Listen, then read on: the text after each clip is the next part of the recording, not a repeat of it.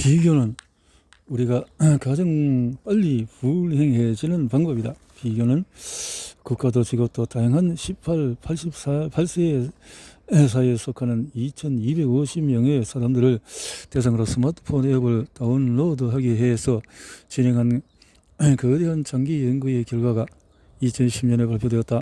몇 주 동안의 그 앱은 하루에도 여러 번 시간들을 달리해서 다음과 같은 질문을 던졌다. 기분이 어떠십니까? 당신은 지금 무엇을 하고 있습니까? 당신은 지금 하고 있는 것 외에 다른 어떤 것을 생각하고 있습니까? 믿을 수 없는 것은 47%에 달하는 사람이 마지막 질문에 예라고 대답했다. 다시 말해서 절반 가까이 해당하는 사람이 현재 자신이 하고 있는 일에 대해서 생각하지 않았다. 심지어 일을 하거나 독서를 하거나 이야기를 나누는 중에도 이 같은 대답은 평균 30% 이하로 떨어지지 않았다. 결과는 다음과 같은 문장으로 요약할 수 있다. 인간의 마음은 방황하는 마음이다. 그리고 방황하는 마음은 불만스러운 마음이다. 기차를 타고 가는 동안에 창밖을 내다보며 온갖 생각을 방황하는 것은 당신의 내면의 평화를 가져다주는 동시에 특별한 순간이 될 수 있다. 그러나 일상생활에서 자주 정신이 산만해지는 것은 내면의 고요와 균형과는 아무런 상관이 없다. 내일 사야 할 것이 무엇인지, 내일 회의에서 무엇을 발표해야 할지를 생각하고 카페에서 곧 아빠가 될 것이라는 소식을 전하는 친구들 앞에서 두고서도 스마트폰 알림창에 뜨는 메시지를 곁눈질해서 슬쩍 읽는다. 그러다가 깜짝 놀라서 반문한다. 뭐라고? 우리는 그 순간 깜짝 놀라며 자신이 참여하지 않고 있는 사이에도 현재가 존재한다는 사실을 깨닫는다. 만족은 우리 삶에 대한 하나의 거대한 관점이며 줄지어 서는 순간들을 이은 서들과도 같다. 우리는 우리 인생의 모든 순간의 정체이다라고 작가 토머스 울프는 썼다. 모든 순간마다 행복이라는 감정을 느끼는 것이 아니라 매 순간의 감정을 느끼는 것이 중요하다는 얘기다. 그러므로 멀티태스킹에 대한 터무니없는 환상에 빠져드는 대신에 우리는 방황하는 마음을 억눌러야 한다. 종종 우리 자신에게서 멀어지는 우리의 마음은 다른 사람에게 향하고 거기서부터 비교가 시작된다. 이런 본질적으로 인간적인 욕구이기는 하지만 마음의 평정을 깨뜨리는 역할을 한다. 2003년에 에모리 대학에서 진행한 원숭이 실험을 통해서 우리는 그 이유를 알 수가 있다. 두 마리의 흰 목걸이 감기 원숭이가 분리된 유리 상자에 나란히 앉아있고 한 연구원이 그들에게 간단한 교환 방식을 가르친다. 원숭이들이 상자에 난 구멍으로 작은 돌을 건네주면 연구원은 원숭이들에게 보상으로 오이 하나를 주는 것이다. 여러 번 교환이 이루어졌고 원숭이들은 나란히 앉아서 평화롭게 오이를 먹었다. 그런 다음에 포도 한 접시를 가지고 다른 실험을 해보았다. 1번 원숭이가 흥분한 채 돌을 구멍으로 건네자 연구원은 원숭이에게 포도 한 송이를 건넸다. 2번 원숭이도 역시 돌을 연구원에게 건넸지만은 이번에는 포도가 아니라 오이를 받았다. 그러자 화가 난 원숭이는 오이를 연구원에게 던지며 화가 나서 벌벌 뛰기 시작했다. 아마도 진화 과정에서 자신의 노력과 그 결과를 다른 존재와 비교하는 것은 중요한 문제였을 것이다. 평균적으로 다른 무리에 비해서 적은 성취로도 만족하는 원숭이는 길게 보면 손해를 볼 위험을 감수해야 한다. 이 같은 기본적인 태도는 비교의 결과가 절대로 만족스럽게 끝나지 않는다는 경고를 시사한다. 이웃 원숭이가 더 나은 보상을 받는 것을 본 뒤 2번 원숭이는 더 이상 오이에 만족하지 않는다. 사람들도 비슷하게 생각한다. 이웃의 연봉이 7만 5천 유로일 때 내가 10만 유로를 버는 것은 매우 흡족한 일이다. 하지만 이것이 20만 유로를 벌 때 내가 15만 유로를 벌지 못한다면 좌절과 불만족을 느낄 수밖에 없다. 무언가를 비교한다는 것은 또한 자기 자신의 전체를 다른 사람의 특정 부분에 비교해서 가늠하는 위험을 안고 있다. 게다가 자신의 특정 부분을 외부의 타인을 통해서 인지하는 것은 좋지가 않다. 우리는 자신의 단점과 두려움, 결함을 알고 있지만은 타인에 대해서는 알지 못한다. 그러므로 객관적으로 나와 타인을 비교하는 것이 불가능하다. 가령 친구의 연애를 볼 때 친구가 배우자와 어울리지 않는다고 생각할 수 있다. 그러면서 내가 사랑에 빠지게 되면은 나의 연애가 친구보다도 낫다고 느낀다. 친구의 관계를 하향 비교하고 거기서 만족을 느끼는 것이다. 하지만 그런 비교가 깊은 만족감을 주지는 못한다. 종종 우리는 거기서 죄의식을 느낀다. 반대로 타인의 삶을 동경하는 경우가 많다. 상향 비교는 종종 우리를 우울하게 만든다. 나보다 돈을 더 많이 버는 사람이 세상에 어디나 있고 공원을 가려다 보면 나보다 더 열렬한 연애하는 사람이 얼마나 보이기 때문이다. 비교는 행복을 거치며 불만의 시작이다라고 철학자 세렌 케르케고르는 적었다. 손안에 장난감을 쥐고 있던 유치원 아이의 행복감은 다른 아이가 더 나은 장난감을 쥐고 모래밭으로 들어서는 순간에 사그러든다. 이것이 바로 불만이 시작되는 태도다. 비교의식은 우리 영정류의 내면에 깊이 박혀 있으므로 아예 없애는 것은 불가능하다. 우리의 뇌는 자신이 어디에 있는지 알기 위해서 끊임없이 조정을 원한다. 게다가 궁극적으로는 비교는 우리가 목표를 설정하고 동기를 부여하는 것을 돕는다. 하지만 다른 사람들에게 특별한 관심을 기울이는 대신에 자기 자신의 모습을 스스로 비교해보는 새로운 접근법은 어떨까?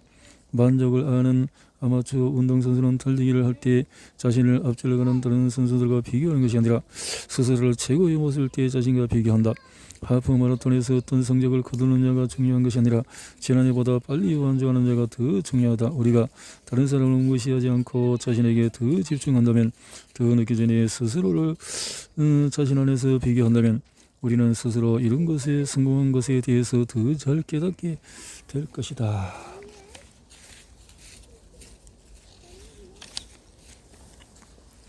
(2015년) 30세 미만과 50세 이상을 대상으로 한 연구에서 자신을 다른 사람과 비교하려는 충동이 살면서 점점 감소한다는 것이 밝혀졌다.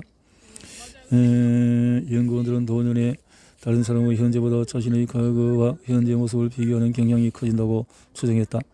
스스로를 자신 안에서 비교하고 측정하려는 두뇌의 움직임을 굳이 막으려 하지 말자. 시간이 지남에 따라 우리는 무엇이 자신을 정의 내리는지, 또 어떤 것이 발전하고 있는지 더 잘 이해하게 될 것이다. 로마 황제이자 철학자 마르코스 아우렐리우스는 다음과 같이 조언했다. 이웃이 무엇을 말하고 행하고 생각하는지에 관심을 두지 않고 오직 자신의 행동에만 마음을 기울이는 자는 많은 자유로움을 얻는다. 오늘날 자신을 다른 사람과 비교하지 않기란 결코 쉽지 않다. 노골적으로 비교를 권장하는 세상인 소셜미디어에서 많은 시간을 보내기 때문이다. 인스타그램과 틱톡, 트위치와 유튜브를 비롯한 새로운 플랫폼은 우리에게 우리의 삶이 다른 이들의 삶과 얼마나 다른지 끊임없이 상기시켜준다. 잠들기 전에 인스타그램을 잠깐 훑어보기만 해도 다른 사람들이 무엇을 했는지, 나보다 얼마나 날씬하고 아름다운지, 그리고 얼마나 부유하고 만족스러운 삶을 사는지를 확인할 수 있다. 스마트폰의 화면이 끊임없이 터치하다가 가까스로 내려놓고 잠이 들기 전 우리는 불만이 가득한 마음으로 어둠 속을 바라본다. 디지털 세계에서 보이는 것이 현실보다 더 과장되어 있다는 것을 잘 알고 있음에도 우리는 자신과 타인을 자동적으로 비교하고 그 불쾌한 결과를 받아들이고 결국 우울함에 빠지게 된다. 2019년 발표된 청소년들에게 대한 장기 연구는 소셜네트워크의 사용과 자기 가치감 하락, 우울감 사이의 분명한 연관성을 보여준다. 노르웨이 트롤퉁가는 숨막히게 아름다운 자연에 둘러싸인 바위 투성이 해안길로 오랫동안 사람들을 매료해왔다. 하지만 지난 몇 년간 그곳에 가면 손대지 않은 자연 한가운데 홀로 있는 것처럼 연출하는 사진을 팔로워들에게 보내기 위해서 포즈를 취하는 수많은 인플루언서 때문에 다른 보도 여행자가 긴 줄을 서야만 한다. 완벽한 사진을 찍으려다가 절벽에 떨어지거나 야생동물에 공격당하거나 물에 빠져 죽는 사람이 많아지고 있다. 이런 심각한 상황 속에서 인도 정부는 자기 표현에 대한 욕망으로부터 사람들을 보호하기 위해서 해안가에 셀카 금지 편말을 세워두기까지 했다. 사진은 인생의 특별한 순간을 포착한다. 하지만 온라인에 공유하려는 의도로 기록을 남기는 것은 순간의 즐거움을 저해야 한다는 것이 과학계의 분석이다. 우리는 지구상에서 이루어진 가장 큰 규모의 행동 실험의 한가운데 있습니다. 실리콘밸리의 최고 아자 라스키는 BBC와의 인터뷰에서 이렇게 말했다. 라스키는 페이스북의 무한 스크롤을 발명했는데 이로써 즐거운 휴가 사진이나 새끼 고양이 영상 등을 손가락으로 무한히 넘길 수 있게 되었다. 우리가 사용하는 스마트폰 화면의 뒤에는 우리를 중독시키기 위한 갖가지 방법을 시도하는 프로그래머들이 1,000여 명 넘게 있습니다. 라스키는 경고한다. 예를 들어서 이들은 여러분이 누르는 좋아요 버튼의 색을 바꾸는 일을 합니다. 어떤 색하면 파란색, 또 붉은색, 이들은 스스로 소유자들이 습관을 하고 누르기에 최대한 편리하도록 새로운 버튼을 끊임없이 개발해냅니다. 좋아요 버튼을 개발하는 것을 도왔던 레아 펄먼은 같은 보고서에서 자신도 역시 그것에 중독되었다고 고백을 했다. 스마트폰 없는 삶은 더 이상 상상할 수 없는 것처럼 보인다. 이렇게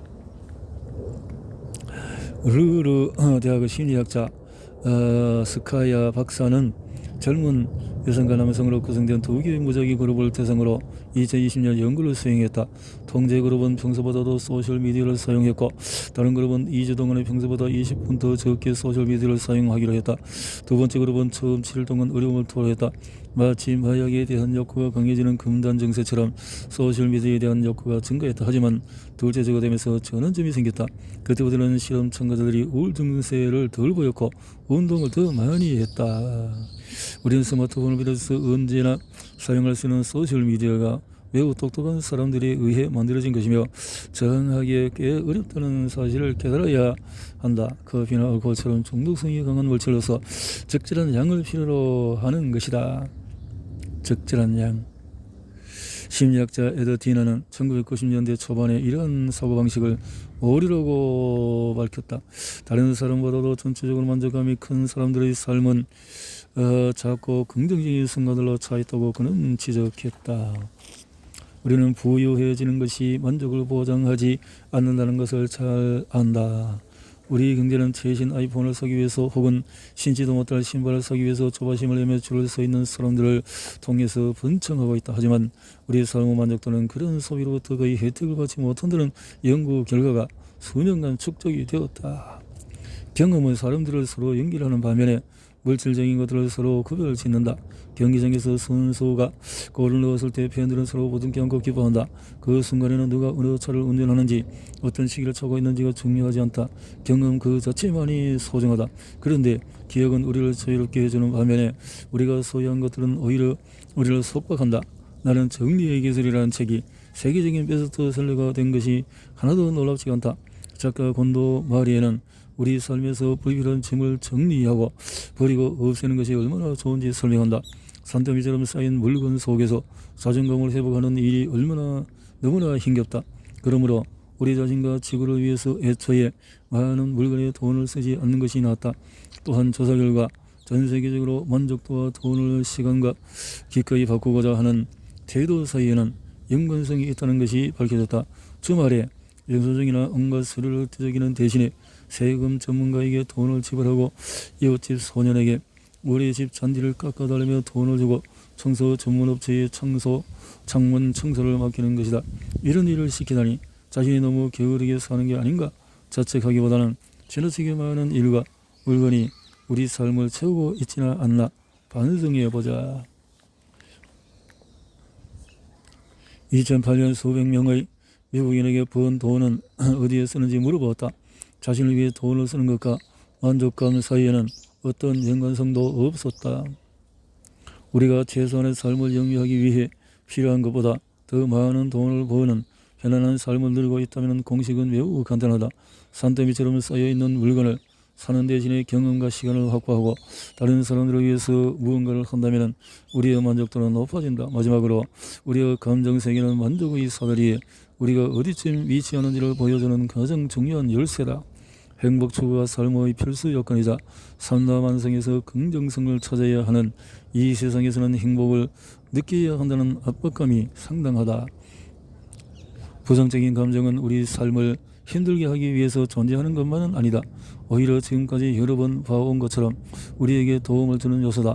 두려움은 우리를 보호하려는 것이며 분노는 에너지로 전환될 수가 있다. 지루함은 의미를 찾아가는 여정에 도움이 될 수 있으며 슬픔은 우리를 타인과 이어준다.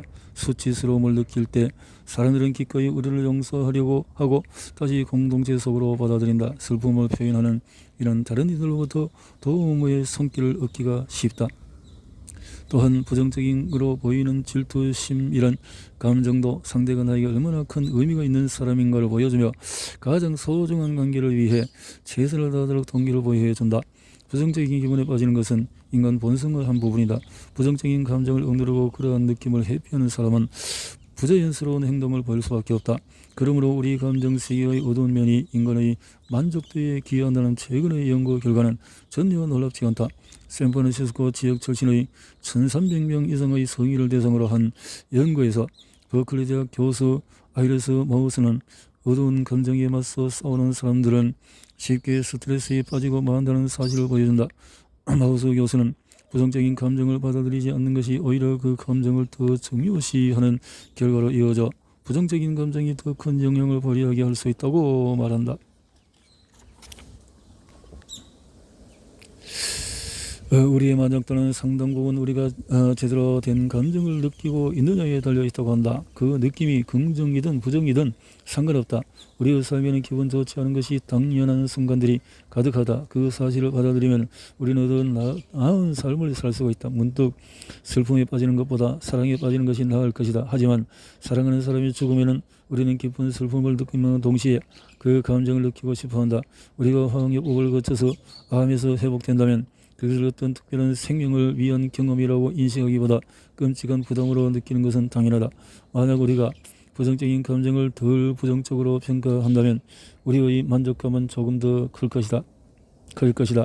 타미르 교수는 이것이 연구 작업을 통해서 얻은 가장 중요한 교훈이라고 나에게 설명했다. 물론 누구도 부정적인 감정에 빠져 살아서는 안 된다. 우울증은 치료가 필요한 질병이다. 하지만 다소 우울한 기분으로 며칠 보내는 것은 재앙이라고 볼 수 없다. 과거에는 약간의 우울증은 삶의 자연스러운 한 부분이었다. 누구도 그에 괴로워하지 않았다. 그것을 인정하지 못하고 항상 행복하기만을 원하며 항상 이리저리 절반밖에 차 있지 않다고 느낀다면 당신의 정신이 당신을 공격할 것이다. 당신의 정신이 이렇게 오히려 우리에게 선택권이 없는 두려움, 슬픔, 분노의 감정을 더는 무시할 수 없는 상황에서는 감정을 그냥 받아들일 수 있는 평온함이 사라지기 때문이다. 고대 페르시아에서 가장 중요한 학자이자 신이었던 루미는 감정을 느닷없이 찾아온 손님이라고 묘사했다. 훌륭한 비유다.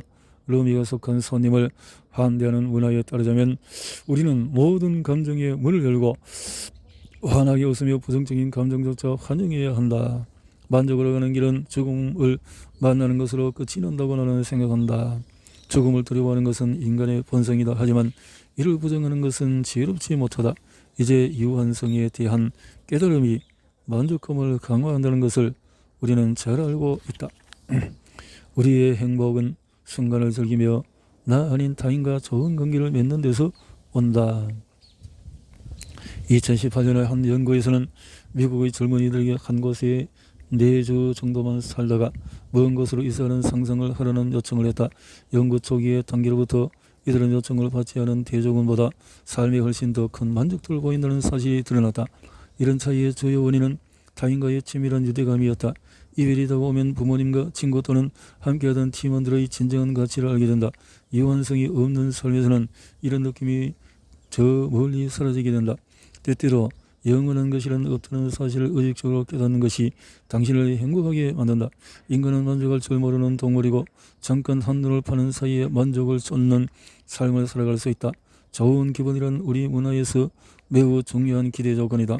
아무리 괜찮은 삶을 누리고 있고 대부분 만족감을 느끼고 산다 해도 때때로 우리 안에서는 더 많은 것이 가능하지 않을까라고 속삭이는 목소리가 들려온다. 에드 디너 교수는 이에 동의하지 않는다. 디너 교수는 최적의 만족이 가능한 한 최대의 만족보다 아래에 있을 것이라고 추정한다. 이는 우리를 이 장의 첫머리에서 논의한 사다리 이야기로 되돌아가게 한다. 디너 교수는 사다리 8번째 칸을 마법의 위치라고 불렀다. 아무리 우리의 감정이 더 나은 상태로 발전하기를 바라더라도 8번째 칸을 넘어서면 사람들은 너무 나태해질 수 있다. 이 최적의 만족에 대한 개념은 과학적으로 논쟁을 불러일으켰다. 하지만 개인적으로 나는 그 개념이 아주 마음에 든다. 그 안에서 나를 만족으로 이끄는 평온함을 엿볼 수 있기 때문이다.